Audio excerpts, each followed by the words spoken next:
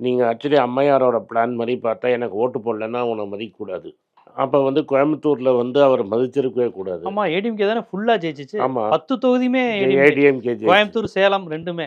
இருந்தாலும் அங்க ஒரு 500 கோடி ரூவா போட்டு ஒரு செமிகண்டக்டர்ன்னு பேசியிருக்கிறாரு.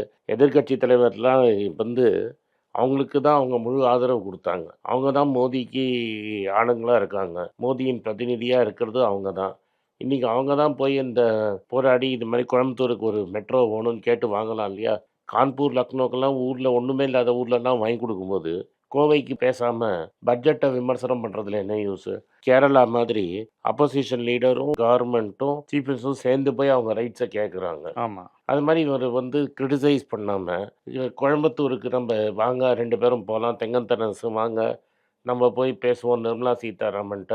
கோயம்புத்தூருக்கு நான் வாங்கி குடுக்குறேன்னு பேசுறத வுட்டுட்டு, இது மாரி கிரிட்டிசைஸ் பண்றதுல என்ன அர்த்தம் இருக்கு?